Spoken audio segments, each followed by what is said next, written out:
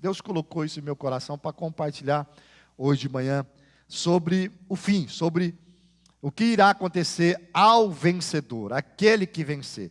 E à noite falaremos sobre porta, sobre chave, né? O que quer dizer, o que se entende por essa questão da porta, o que se entende sobre a questão da chave. Eu tenho a chave de Davi, mas antes eu quero mais uma vez ler sobre a cidade da Filadélfia, que é o que você vai entender todo o contexto, por que a carta foi escrita. É impressionante quando você começa a ver como Jesus, eu repito sempre isso, ele contextualiza a mensagem. Ele sabe, ele conhece, ele sabe onde a cidade, onde a igreja está estabelecida, ele faz todo, para você entender, uma leitura da cidade, do que acontece na cidade, e ali ele manda a carta para a igreja. Então, Filadélfia era a mais jovem das 7 cidades. A cidade estava situada num lugar estratégico, na principal rota do comércio imperial de Roma para o Oriente. Olha que interessante, né? Ela estava em um lugar estratégico. Mas ela foi chamada de uma igreja com pouca força. Você pode não ter força, mas você pode estar em um lugar estratégico onde Deus te colocou. E onde Deus te plantar. É o lugar estratégico que Ele tem para a tua vida. E ali Ele vai te usar. A cidade era chamada a Porta do Oriente. A cidade era chamada a Porta do Oriente. Depois você vê na carta Jesus falando sobre a porta que ele abre. Também era chamada de Pequena Atenas, por ter muitos templos dedicados aos deuses. A cidade estava cercada de muitas oportunidades. Joe Stott comenta que também era chamada a cidade dos terremotos, aquela região que tinha muito terremoto. Tremores de terra eram frequentes e tinham levado muitos antigos habitantes à cidade em busca de um lugar mais seguro. Isso é importante você guardar. O violento terremoto que havia devastado a cidade de Sardes no ano 17 depois de Cristo, quase que destrói totalmente a cidade de Filadélfia. Ela foi depois reconstruída. Mas eu quero aqui repetir algumas coisas com você. Primeiro, Jesus não conhece só a igreja, Ele conhece a cidade onde você está estabelecida. E isso tem falado muito ao meu coração. Por quê? Porque Ele sabe o que a igreja é capaz de fazer. Ele sabe das oportunidades que do lugar onde você foi estabelecido te oferece. Ele sabe do que você é capaz. Ele sabe, por exemplo, nenhuma igreja, se ela é uma igreja viva, nenhuma igreja está limitada ao ponto de não influenciar em nada. Por exemplo, queridos, só como exemplo, a nossa comunidade, ela não tem que influenciar a cidade de Campinas toda. Talvez eu não consiga, mas esse pedaço aqui, esse lugar, foi o lugar que Deus estabeleceu a igreja do Nazareno Memorial, e aqui nós precisamos influenciar. Então não importa o tamanho da tua comunidade, não importa o tamanho da tua igreja, aonde você está estabelecido, você é capaz de influenciar. A gente precisa guardar isso. Talvez outras igrejas, claro, igrejas maiores, distribuíram 500, 600, 700 cestas. Glória a Deus por isso. Nós não conseguimos distribuir 700 cestas, mas nós distribuímos 80 cestas. E talvez esses aqui que receberam as 80 cestas, não foram incluídos naqueles que receberam 700. Então você precisa entender isso, que onde você está, você pode fazer a diferença na sua vida. Você pode. Nós não podemos, e aqui eu tenho conversado muito com os meninos, nós não podemos ficar esperando a pandemia passar para ver como nós vamos trabalhar. Não, meu santo, já foram 3 meses. O evangelho está sendo pregado. Eu estive aqui essa semana, na entrega das cestas.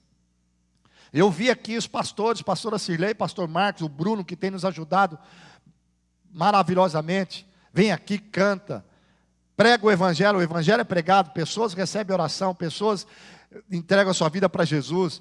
Eles fizeram aqui, por exemplo, os cultos, todos os cultos, tivemos 40 pessoas que aceitaram a Cristo. Foi marcado pela pastora Cirlei, a Cléo e os irmãos, um café.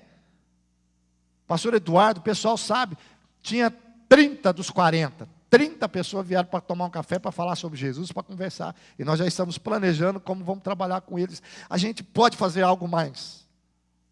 Nós podemos sim influenciar onde estamos. Afinal de contas, nós somos uma igreja viva. Porque o Espírito do Senhor habita em nós. E nós somos a igreja. Então você vai ler esse texto sobre Filadélfia, você vai ver que Jesus fala assim: você tem pouca força, mas eu abro porta. E nós vamos falar isso à noite, mas eu quero que você guarde isso: eu abro porta. Por quê? Porque quando você não tem força suficiente, existe alguém que tem força por você. Quando você não pode, tem alguém que pode por você, e esse alguém é Cristo. E eu dizia aqui, foi me dada a oportunidade de dar uma palavrinha para eles aqui na entrega da cesta, e eu disse: olha, meus filhos, existem alguns princípios que vocês precisam aprender, que é o princípio da semeadura. A Bíblia diz, Paulo diz que Deus dá semente ao que semeia. Então, se vocês querem receber mais de Deus, não se feche, abra as mãos. Porque quanto mais você abre a mão, mais Deus te abençoa. E como que eu abro a mão? É abençoando, é pegando. De repente, eu disse a eles: você vai pegar essas cestas e você vai ver que você já tem um óleo na sua casa. Então, dá para alguém, abençoa alguém. Não fique guardado com você. Porque quanto mais você dá, mais você recebe de Deus. Então, quando Jesus te planta em algum lugar, não importa qual seja, Ele é capaz de fazer você viver tudo pelo qual ou para o qual você foi projetado. Cristo é a tua suficiência. Ele abre a porta que precisa abrir e fecha a porta que não te será útil. E o mais interessante, Ele tem a chave para abrir e tem a chave para fechar. Então não queira abrir aquilo que Cristo fechou. Mas entre e usufrua de tudo aquilo que Cristo abriu.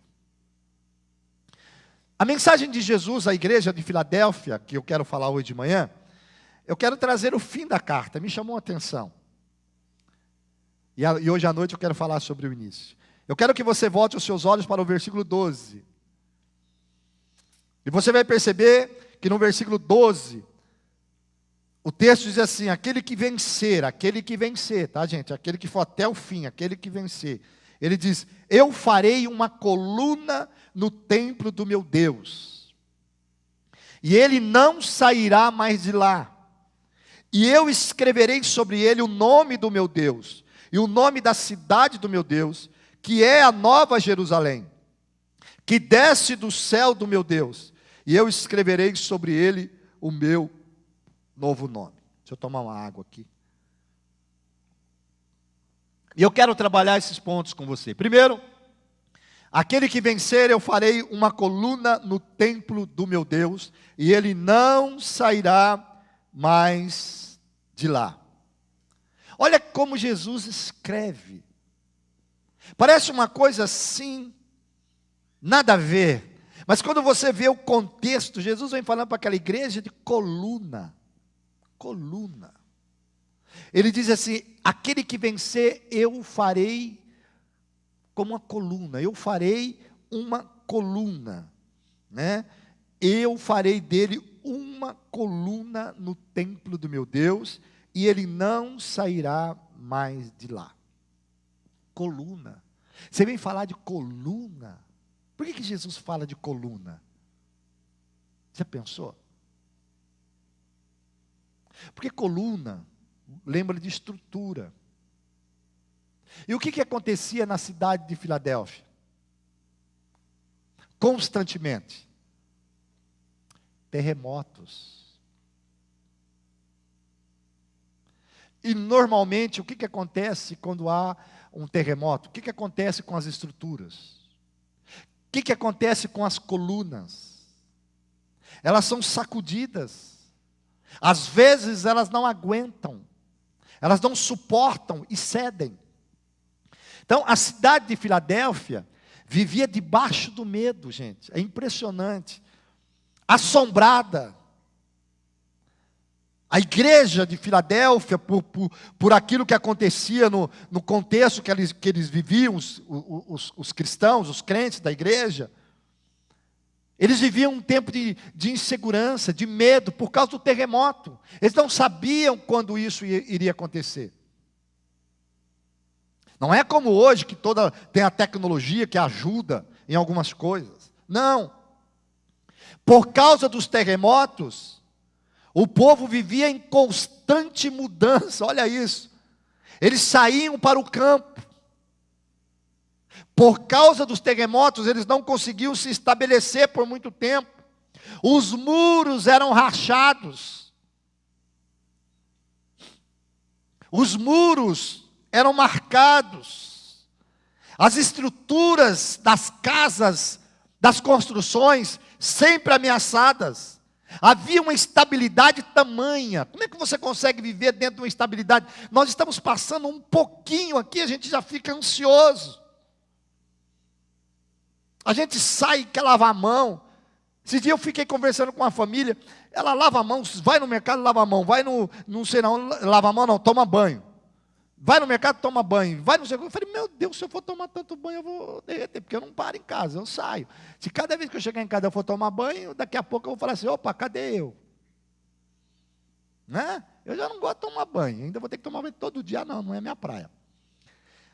Alguns cidadãos daquela igreja, daquela comunidade, recusavam-se voltar para a cidade. Eles ficavam no campo, depois, por causa dos acontecimentos.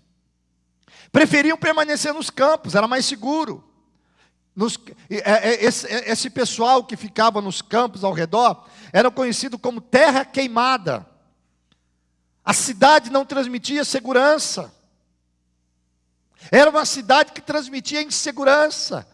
Aí vem o Mestre, aí vem o Senhor Jesus, aí vem o Eterno, aí vem o grande eu sou, aí vem aquele que era, que é e que há de vir, aí vem aquele que tem um nome acima de todo nome, aí vem aquele que diz que tem a chave em suas mãos e traz uma mensagem para a igreja e diz, eu farei de vocês coluna. Eu farei de vocês coluna. Como é que pode uma igreja, as pessoas sem força, ser coluna? Você vai entender. Quando você vai em Apocalipse, capítulo 21, 22, olha que interessante.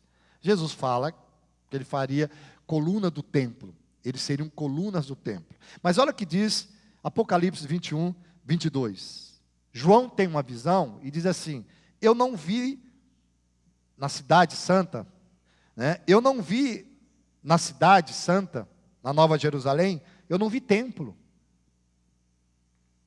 Porque o Senhor Jesus Todo-Poderoso e o Cordeiro são o templo dela. Não haveria templo, não vai haver templo. E Jesus vem e diz que o faria coluna do templo. Por que será? O que Jesus queria trazer à memória do seu povo?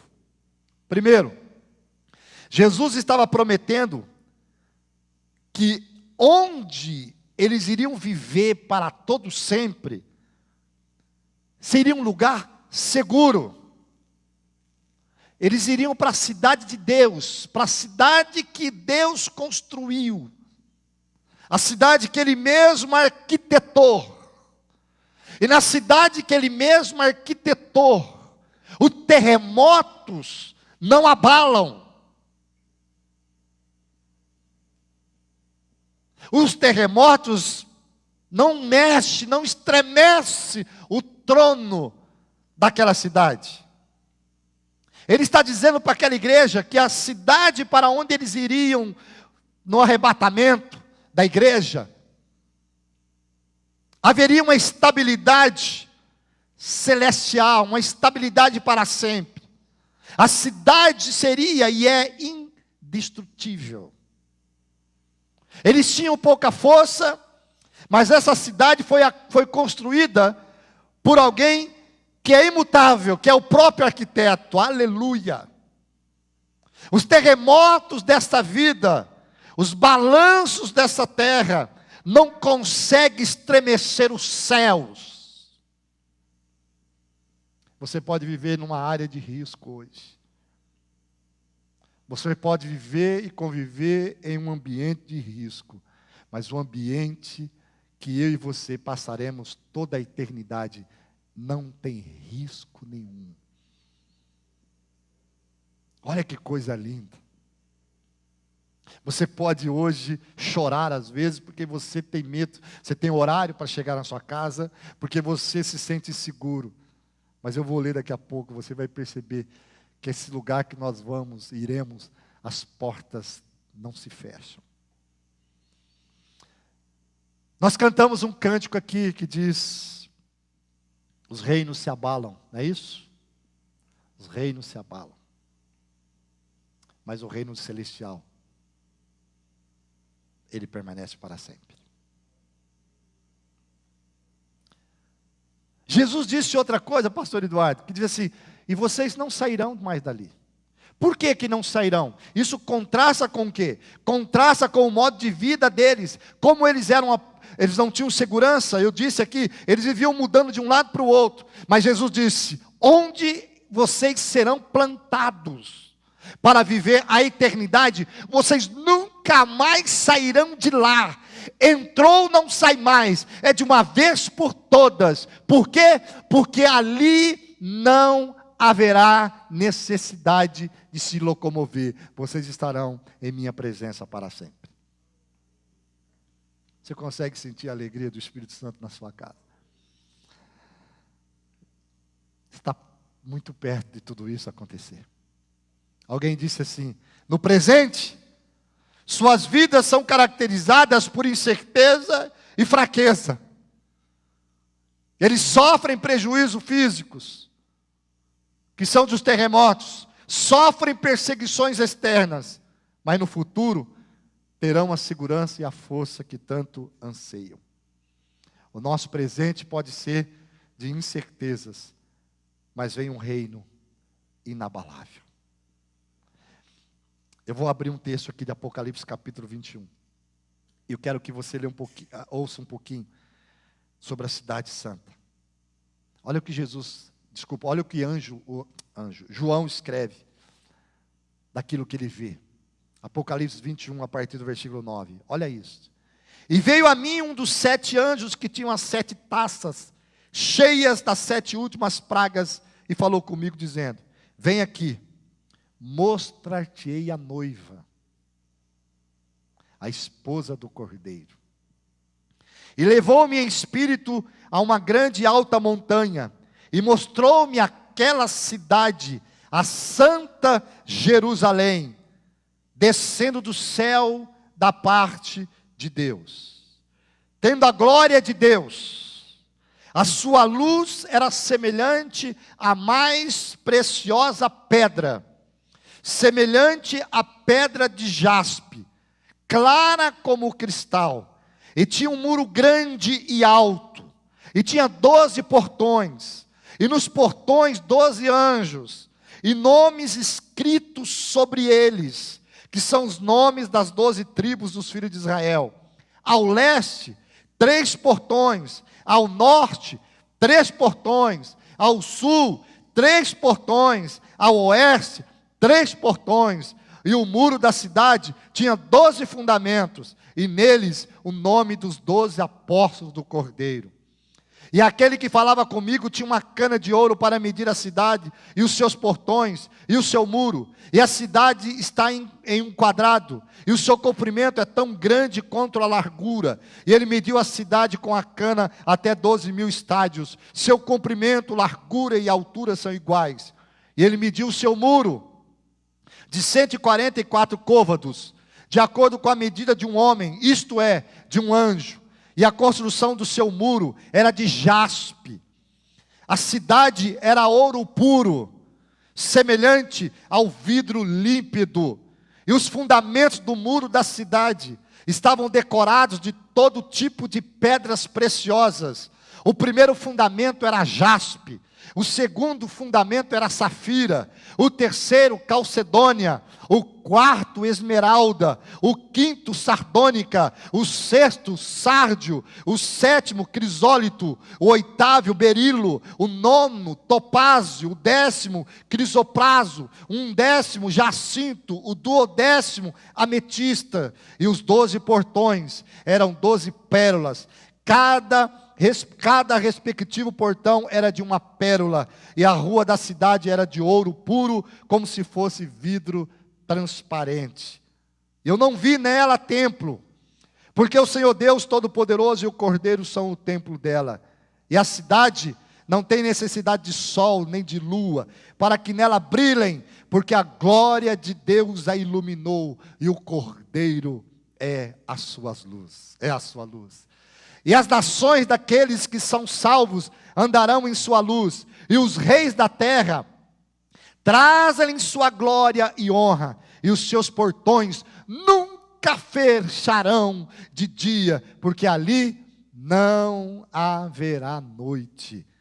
E a ela trarão a glória e honra das nações, e não entrará nela coisa alguma que contamine, nem o que pratique abominação, ou crime mentira, mas só os que estão escritos no livro da vida do Cordeiro. Você pode dar um glória a Deus aí? Você sonha com isso? O Senhor Jesus começa a trazer para a igreja da Filadélfia, dizendo, é para lá que eu vou levar vocês. Nada vai mexer nessa estrutura. Sonha com isso, Beth? Anseia por isso? Nada! Os terremotos da vida pode sacudir, pode até derrubar. Escute isso. Os terremotos, as dificuldades, o temporal pode derrubar o telhado da minha casa, da tua casa. Nós podemos chorar lágrimas, nós podemos passar por necessidade, mas o lugar onde Cristo irá nos levar para sempre, lá não enfrentaremos isto. Louvado seja Deus. Não perca a tua fé. Aí ele vem e diz assim, eu escreverei sobre ele o nome do meu Deus, o nome da cidade do meu Deus. Pensa que eu falei anteriormente, que Jesus chama os crentes de coluna do templo. Jesus chama os crentes de coluna. O costume antigo, havia um costume antigo de se escrever na coluna. A gente não tem noção por que Jesus fala essas coisas. Escuta isso, pastor André. Havia antigamente um costume de se escrever na coluna. Aí Jesus vem e diz que faria do povo, daquele que vencer, coluna do seu templo, e escreverá sobre essa coluna o nome dele. Aí eu te pergunto, se a coluna somos nós, quer dizer que ele vai escrever sobre mim, sobre você, o nome dele. Só para você entender. As cidades antigas muitas vezes homenageavam seus líderes, construindo para eles colunas com seu nome escrito. Também havia nas colunas dos templos antigas gravações com o nome das divindades ali adotadas, juntamente com o nome dos sacerdotes, heróis e outros personagens importantes para aquele culto. A gente não entende, né, o contexto, porque nós não vivíamos nessa época. As colunas traziam o nome da divindade cuja adoração era perpetuada no templo. O sumo sacerdote trazia o nome de Yahvé gravado em uma chapa de ouro, colocada sobre sua testa. Os adoradores antigos acreditavam que é mister saber o nome do Deus que estava sendo adorado, pois de outro modo, nenhum favor seria conferido ao adorador. Então Jesus vem e diz, escrevereis sobre a coluna, os crentes, o seu nome. O vencedor será transformado em coluna do templo. Aí eu fiquei pensando, o que significa ter este nome escrito sobre si? E um comentarista diz, ter o nome sobre si significa, primeiro, que você pertence a Ele.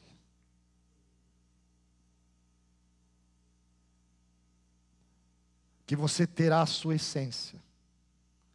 E que você é seu filho. Serve como identificação. Crentes serão identificados como pertencentes ao Deus Altíssimo. Significa possessão ou relacionamento pertencentes a Deus.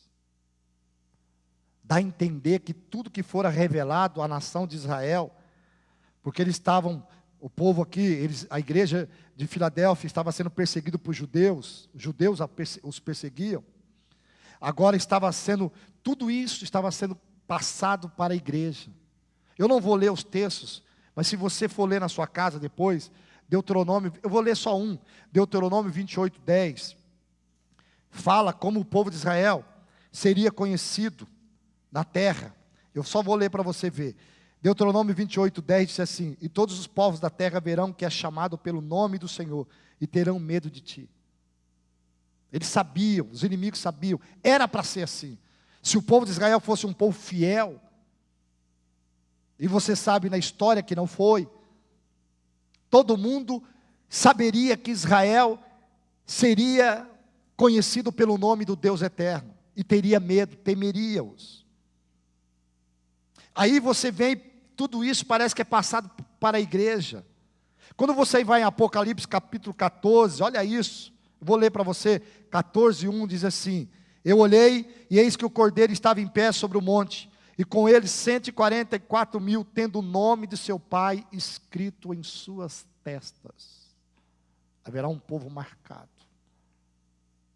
pelo nome de Cristo Jesus. Olha Apocalipse capítulo 22, versículo 4, gente. Olha isso. Eu vou ler o 3 e o 4. E não mais haverá maldição, mas o trono de Deus e do Cordeiro estarão nela, e os seus servos os servirão, e eles verão a tua face, e seu nome estará nas suas testas. Não me pergunte onde vai estar escrito isso, como será, não me pergunte, eu só sei que terá. Nós seremos identificados como povo de Deus. Aí eu me lembrei de 2 Coríntios capítulo 6, eu quero compartilhar com você, só para você entender um pouquinho. Olha o que diz 2 Coríntios capítulo 6, versículo 16. A segunda parte do versículo diz assim: porque vós sois o templo do Deus vivo. Vós sois o templo do Deus vivo. Como Deus disse: eu habitarei neles, e andarei entre eles. Eu serei o seu Deus, e eles serão o meu povo. Aí eu fiquei pensando, se o Senhor fala de coluna, como será isso, Senhor? Gente, nós somos a igreja. Jesus disse que nós somos o templo. Nós somos o templo do Espírito Santo. Não haverá, por que não haverá templo? Por que não haverá templo no céu, na Nova Jerusalém? Porque nós somos o templo. E Ele habitará em nós. Aí você lembra que lá aqui, Apocalipse capítulo 2, capítulo 1, fala que João viu, ele vê o Senhor Jesus, alguém como filho do homem, andando no meio do candelabro. E o candelabro lembra o quê? Igreja. Isso quer dizer o quê? Se nós somos a igreja porque nós somos o templo, nós somos a igreja, isso me leva a entender o quê?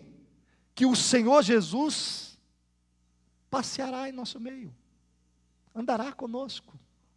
Ô, gente, essa comunhão, por isso que ele disse aqui: vocês serão o meu povo. Aí eu fiquei perguntando, mas esse nome, como é que vai ser esse nome? Como vai ser esse nome? Eu não sei. Mas veja, não é o Espírito Santo que testifica conosco que nós somos filhos de Deus? Lembra que Paulo diz em Filipenses, nós falamos isso no nosso grupo em chamas, que nós seríamos selados pelo Espírito Santo, que somos selados pelo Espírito Santo até a sua redenção. E uma das qualidades do selo, qual é? Propriedade. Então nós já temos o selo, nós já temos algo que nos identifica como propriedade exclusiva de Deus. Mas lá no céu, Ele escreverá sobre mim e sobre você um nome. Você quer saber qual é esse nome? Quer saber? Permaneça fiel. E muito em breve, você saberá. E todos se identificarão, você como povo de Deus. Coisa linda. Aqui mesmo em Coríntios, versículo 18, Paulo diz assim: e serei para vós, e vós sereis meus filhos e filhas, diz o Senhor Todo-Poderoso. A comunhão da igreja. Aí você entende o que Pedro diz em 1 Pedro 2,5. Vós também, como pedras vivas, sois edificados, casa espiritual, sacerdócio santo, para oferecer sacrifícios espirituais agradáveis a Deus por Jesus Cristo. É a igreja. Tudo isso que fala da igreja. E a igreja sou eu e você. Permaneça firme. Nada pode nos abalar. Aqui nós passaremos por luta. Mas Jesus está dizendo para a igreja de Filadélfia: muito em breve, vocês serão transportados para uma cidade que jamais será abalada. Eu quero concluir, quando ele diz assim: escreverei o nome da cidade do meu Deus, que é a Nova Jerusalém. Mas mais embaixo, ele diz, por que, deixa eu só ler isso aqui que é interessante, por que ele escreve isso? Porque a Filadélfia, eles mudaram de nome. Eu vou ler isso aqui que é muito interessante, né? O vencedor é assim identificado como um cidadão daquela cidade, pelo que terá acesso aos céus, escute isso, e a tudo que estava ali envolvido. Não seria mais um mero cidadão da Filadélfia, mas receberia a cidadania muito superior da cidade celestial. Dotado dessa nova cidadania, possuirá uma nova natureza e também novas possessões. Entrará na categoria dos homens transformados, daqueles que participam da mesma natureza do Filho.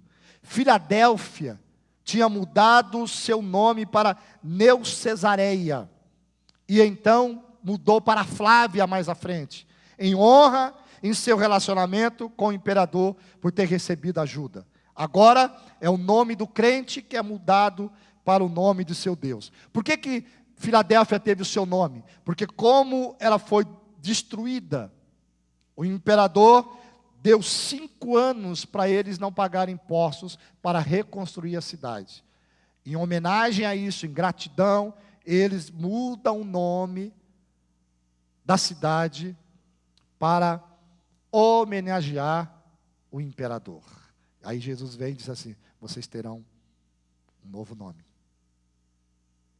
Eles entendiam isso. Por último, ele diz isso. Olha o que ele diz em Apocalipse 3, para a gente encerrar.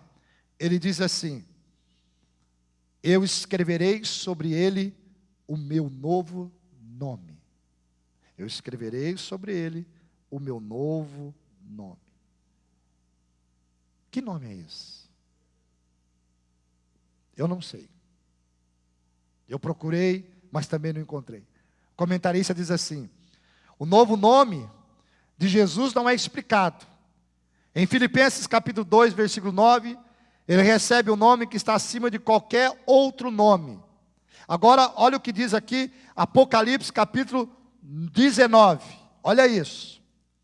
Apocalipse capítulo 19, versículo 11.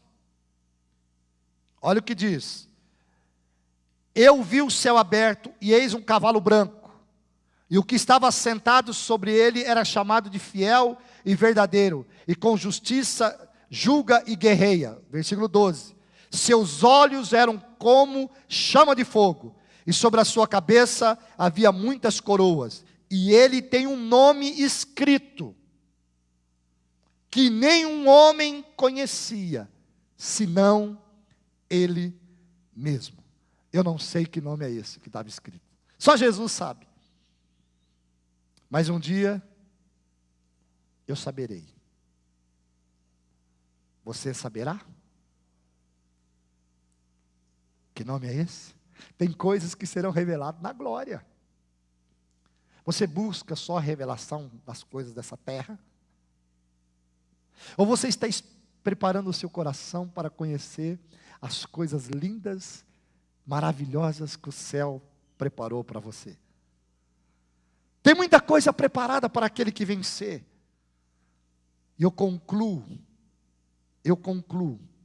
com 1 Coríntios, capítulo 2. Eu concluo aqui.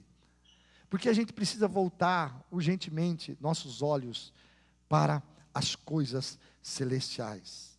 1 Coríntios capítulo 2, versículo 9. Você deve lembrar desse texto.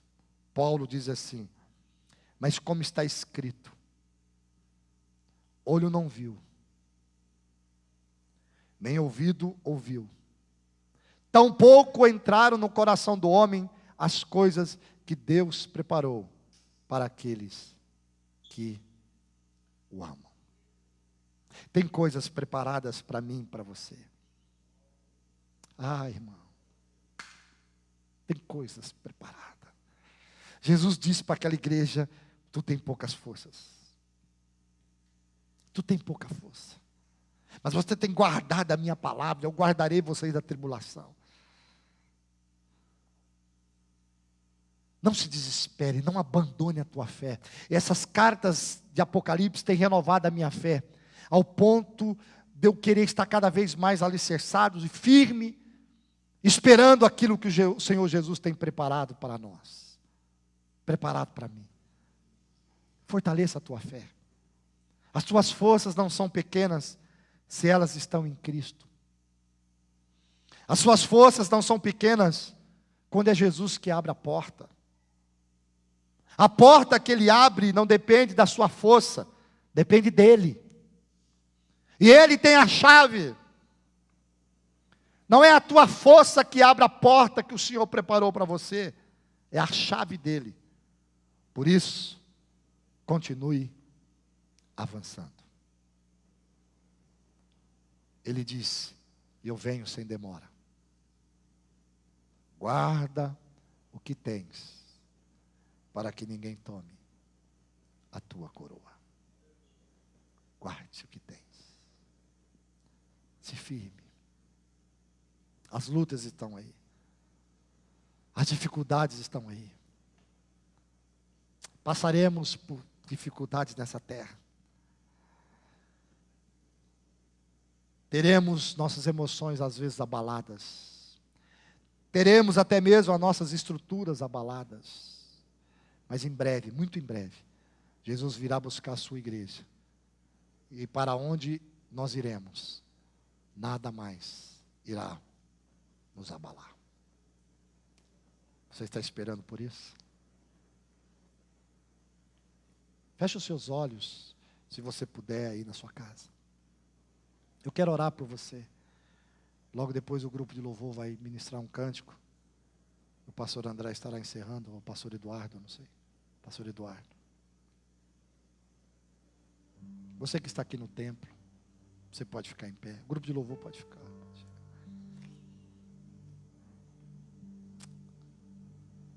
Aquela igreja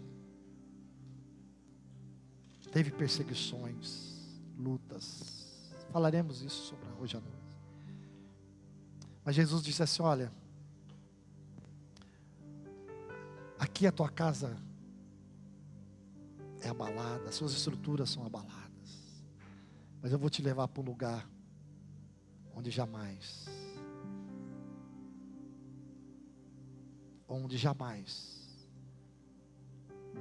o abalo chegará. Quero orar com você hoje de manhã. Talvez você começou o mês de junho abalado pelas lutas, pelas dificuldades, as colunas da tua vida, da tua estrutura, da tua família. Jesus está dizendo para você: preparei um lugar que eu vou te levar, onde nada mais te abalará.